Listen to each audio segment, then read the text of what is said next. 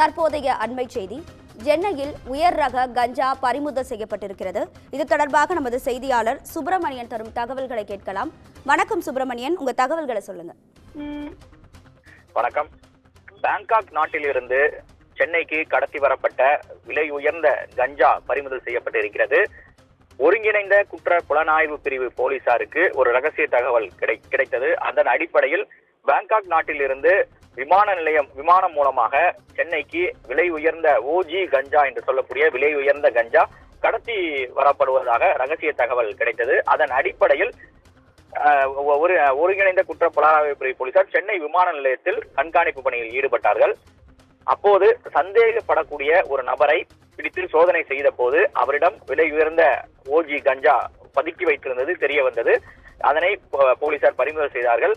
அதனுடைய மதிப்பு சுமார் 50 லட்சம் இருக்கும் என்று சொல்லப்பட்டிருக்கிறது. அது மட்டுமல்லாமல் இந்த கஞ்சாவை சென்னை விமான நிலையத்தில் இருந்து வாங்குவதற்காக, அதாவது இந்த கடத்தி வந்த நபரிடமிருந்து வாங்குவதற்காக 2 நபர்கள் அங்கு வந்தார்கள். அவர்களையும் போலீசார் கைது செய்திருக்கிறார்கள். கைதான 3 பேரிடமும் கிடுக்கிப்பிடி விசாரணை என்பது நடத்தப்பட்டு வருகிறது. அவர்கள் சென்னை புழல் பகுதியை சேர்ந்த பரூக், அதே போல கொடுங்குயூரைச் சேர்ந்த யூசுப் மற்றும் ஆருண் ஆகியோர் என்பது தெரிய வந்திருக்கிறது.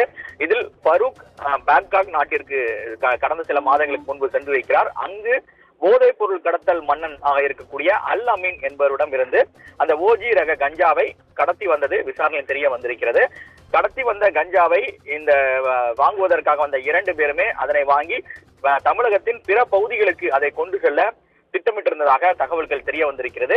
அது மட்டுமல்லாமல் சினிமா பிரபலங்கள் மற்றும் முக்கிய பிரமுகர்களுக்கு அந்த உயர் ரக கஞ்சாவை சப்ளை செய்யவும் திட்டமிட்டிருந்தது விசாரணையில் தெரிய வந்திருக்கிறது. தாய்லாந்தில் விளையக்கூடிய விலை உயர்ந்த கஞ்சாவை சிலர் இங்கு பயன்படுத்தி வருவதும் தெரிய வந்திருக்கிறது. அதனால் அந்த யாருக்கெல்லாம் இந்த கும்பல் சப்ளை செய்வதற்கு திட்டமிட்டிருந்திருக்கிறார்கள் என்பது தொடர்பான விசாரணையில் ஒருங்கிணைந்த குற்ற புலனாய்வு பிரிவு போலீசார் தற்போது ஈடுபட்டுக் கொண்டிருக்கிறார்கள். அது மட்டுமல்லாமல் அந்த பாருக்குடைய பாஸ்போர்ட்டையும் போலீசார் பறிமுதல் செய்திருக்கிறார்கள். இவர் எத்தனை முறை வெளிநாட்டிற்கு சென்றிருக்கிறார், யாரையெல்லாம் சந்தித்திருக்கிறார் என்ற கோணங்களில் விசாரணை என்பது மேற்கொள்ளப்பட்டு வருவதாக காவல்துறை தரப்பில் தெரிவிக்கப்படுகிறது.